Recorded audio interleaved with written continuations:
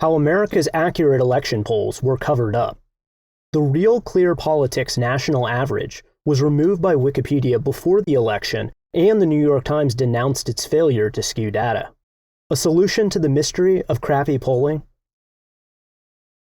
John McIntyre couldn't believe it. The publisher of the Real Clear Polling national average, America's first presidential poll aggregator, woke on October 31st to see his product denounced in the New York Times. Launched in 2002, and a long mainstay of campaign writers and news consumers alike, the RCP average, he learned, was part of a torrent of partisan rubbish being weaponized to deflate Democrats' enthusiasm and undermine faith in the entire system. They actually wrote that our problem was we didn't weight results, says an incredulous McIntyre, that we didn't put a thumb on the scale. The Times ended its screed against RCP's scarlet-dominated electoral map projection by quoting John Anzalone, Joe Biden's former chief pollster, who said, "There's a ton of garbage polls out there, but being called garbage in America's paper of record was nothing compared to what happened to RCP at Wikipedia." 6 months ago, when former Wikipedia chief Catherine Maher became CEO of NPR, video emerged of her talking about strategies at Wikipedia. She said the company eventually abandoned its free and open mantra when she realized this radical openness did not end up living into the intentionality of what openness can be. Free and open recapitulated too many of the same power structures, resulting in too much emphasis on the Western canon, the written tradition, and this white male westernized construct around who matters. In the context of poll averages, it seems even a track record of accuracy did not end up living into the intentionality of what openness can be. The ostensibly crowdsourced online encyclopedia kept a high-profile page. Nationwide opinion polling for the 2024 United States presidential election, which showed an easy access chart with results from all the major aggregators, from 720 to Win to Silver's old 538 site to Silver's new Silver Bulletin. Every major aggregate, that is, but RCP. McIntyre's site was removed on October 11th after Wikipedia editors decided it had a strong Republican bias that made it suspect, even though it didn't conduct any polls itself, merely listing surveys and averaging them. One editor snootily insisted, "Pollsters should have a pretty spotless reputation. I say leave them out." After last week's election, when RCP for the third presidential cycle in a row proved among the most accurate of the averages, Wikipedia quietly restored RCP.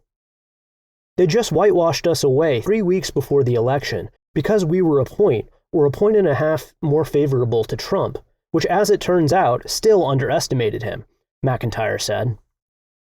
What happened in 2024 to RCP is emblematic of wider failures in data journalism, which has now turned in 3 straight cycles of obscene misses. Although problems in polling have been lavishly, even excessively covered, failures are inevitably presented as a Scooby-Doo whodunit, rooted in a magic invisibility power apparently unique to Trump voters.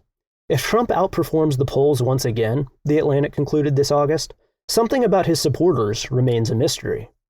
But it's no mystery. The polling problem in America looks like good old-fashioned lying, mixed with dollops of censorship and manipulation. Start with a basic fact. Major aggregators like 270 to Win, Silver Bulletin, 538, and the Cook Political Report, while useful, are not the uncomplicated averages many customers imagine them to be. A poll average is simple, says McIntyre. You add polls up, and you divide by the number. But the reputable or nonpartisan averages are different. Those are really models, but they don't call them that, McIntyre says. The New York Times had an average and the Washington Post had one, but they're not really averages. They're more like, this is where we want to say the race is. Most averages, or aggregates, have pages that explain how they weight results, though the exact recipe is usually a mystery. The Times in September explained in a general way how it weighs pollsters. To an unspecified degree, it favors track records of unbiased and accurate results. Note the term accurate isn't by itself. It also upgrades for professionalism, which to the Times, among other things, means an average that contributes microdata to Cornell's Roper Center or is a member of the American Association for Public Opinion Research. The real devil is in this detail. Partisanship. A poll receives less weight if it's sponsored by partisans or a campaign. What does partisan mean? The Washington Post prescribes polls that are paid for by candidates or partisan groups, and certain agencies are bounced from some aggregates because they have reputations as right-leaning, like Rasmussen in Trafalgar. Other polls are often dismissed as low quality, like Emerson or Insider Advantage. But herein lies the rub. The low-quality polls have often outperformed the high-quality ones of late, particularly in elections involving Trump. High-quality polls are accurate polls, says McIntyre. Many polls that have traditionally been more accurate struggled in 2016, 2020, and 2024, says Nate Silver. They were better, indeed, pretty good, in the two midterms, 2018, 2022. But they can't seem to capture enough Trump supporters, probably because they're less likely to respond to surveys. Much as there's been a boom of independent news on places like Substack, there's been a proliferation of new polls, some with iffy methodologies, competing with the traditional names. It's this group that legacy outlets like The Times accuse Republicans and third-party candidates of using to flood the zone with inaccurate information. But mainstream aggregates are opaque in their own ways, and can tinker with weighting formulas to make a candidate's outlook look sunnier than it is. Though this surely happens, manipulation accusations tend to run in one direction, and RCP is the only average to deal with anything like a deplatforming. Because it appeared on the scene years before Mark Blumenthal's Pollster.com, 2006, and Silver's original 538, 2008, the real clear average has a long tradition of use by reporters. Media Shift in 2008 called RCP the ultimate political aggregator. But The Times in 2020 wrote a piece skewering it for a hard right turn, saying it seemed to skew by polls that have been a bit kinder to Trump. This year's Times piece was even more harsh, as evidence that its incentive is not necessarily to get things right. As one of the paper's sources put it, The Times cited RCP's no toss-ups map, which currently shows Donald Trump winning every swing state, as if this were inherently absurd. It was put out on Halloween, the week before the election, McIntyre says.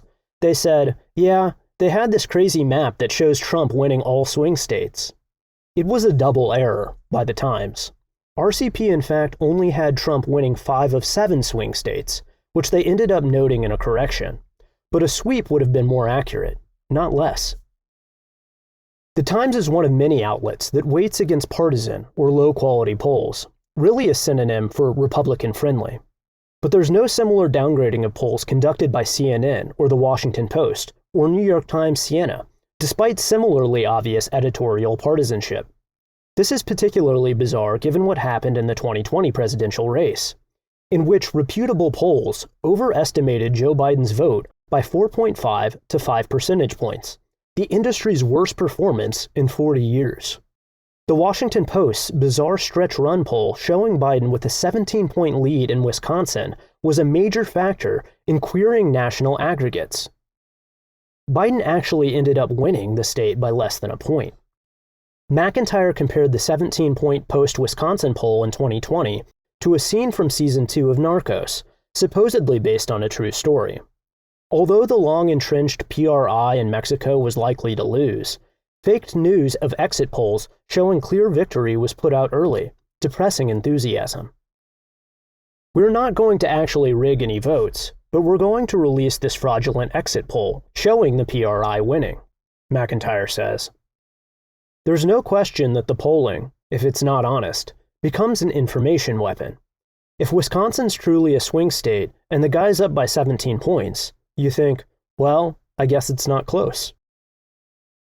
Ironically, this is what the Times accused RCP and others of doing heading into last week's vote.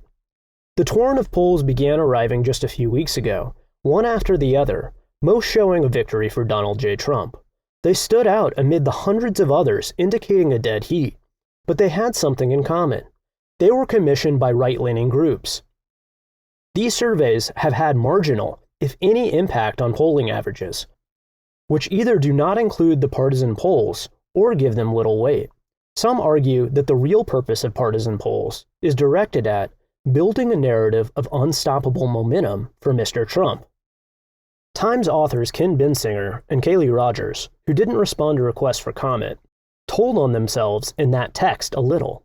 While the partisan surveys showing a Trump win were dropped or weighted down to have little impact, a long list of cheery, nonpartisan results did work their way into reputable averages.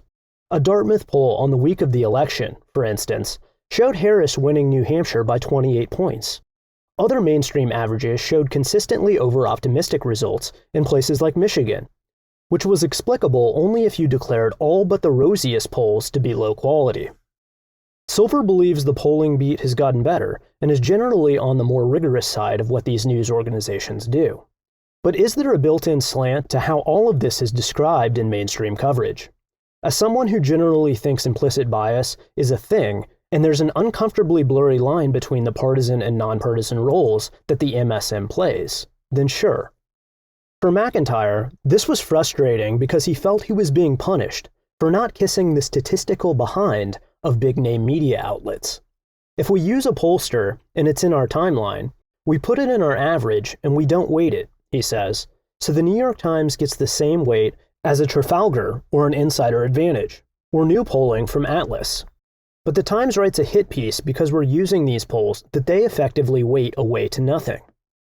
It was bad enough the Times dinged RCP for failing to use the same weighting process papers like themselves or the Washington Post employed. But Wikipedia's decision to remove RCP speaks to a hairier problem with how the internet weighs authority or reliability. Search engines like Google and sites like Wikipedia, to say nothing of fact-checking outfits like PolitiFact, rely so much on corporate name recognition that stories remain invisible if mainstream outlets decide not to touch them. In the same way Wikipedia's Twitter files page relied on skeptical mainstream accounts, obscuring source material, the removal of RCP essentially made polls favorable to Trump hard to detect this campaign season, even though they were more accurate. This is part of what made the election cathartic for some. It was a result that for once didn't rely on snobbish panels of judges, but a mass vote. How many more processes need to be de-weighted?